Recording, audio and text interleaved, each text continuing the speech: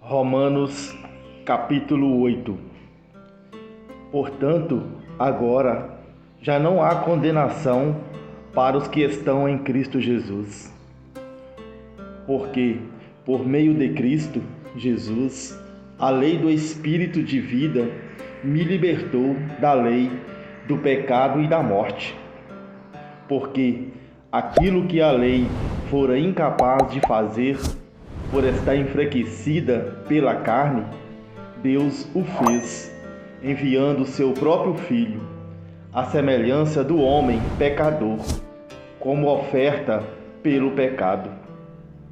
E assim condenou o pecado na carne, a fim de que a justa exigência da lei fossem plenamente satisfeitas em nós, que não vivemos segundo a carne, mas segundo o Espírito.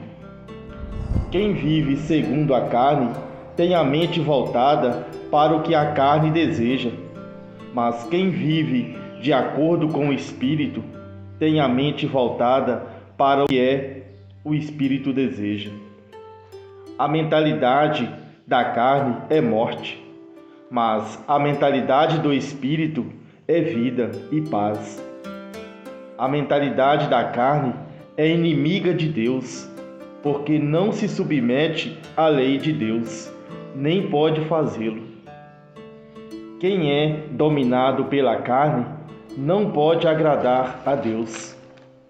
Entretanto, vocês não estão sob o domínio da carne, mas do Espírito. Se de fato o Espírito de Deus habita em vocês.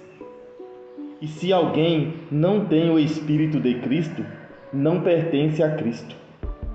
Mas se Cristo está em vocês, o corpo está morto por causa do pecado, mas o Espírito está vivo por causa da justiça.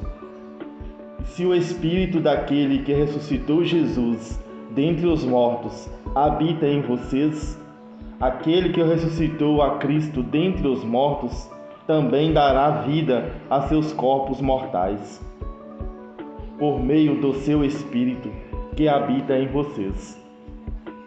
Portanto, irmãos, estamos em dívida, não para com a carne, para vivermos sujeitos a ela.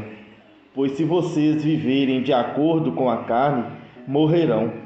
Mas, se pelo Espírito fizerem morrer os atos do corpo, viverão. Porque todos os que são guiados pelo Espírito de Deus são filhos de Deus.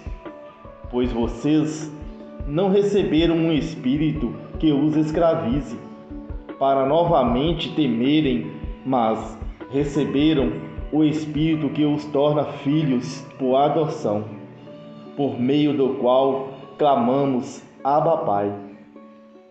O próprio Espírito testemunha ao nosso espírito que somos filhos de Deus. Se somos filhos, então somos herdeiros, herdeiro de Deus e co-herdeiros de Cristo. Se de fato participamos dos seus sofrimentos, para que também participemos da sua glória. Considero que os nossos sofrimentos atuais não podem ser comparados com a glória que em nós será revelada. A natureza criada aguarda com grande expectativa que os filhos de Deus sejam revelados, pois ela foi submetida à inutilidade, não apenas sua própria escolha, mas por causa da vontade daquele que a sujeitou, na esperança de que a própria natureza criada será libertada da escravidão, da decadência em que se encontra, recebendo a gloriosa liberdade dos filhos de Deus.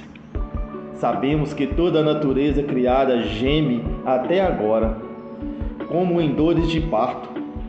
E não só isso, mas nós mesmos, que temos os primeiros frutos do Espírito, gememos interiormente, esperando ansiosamente nossa adoção como filhos, a redenção do nosso corpo, pois nessa esperança fomos salvos.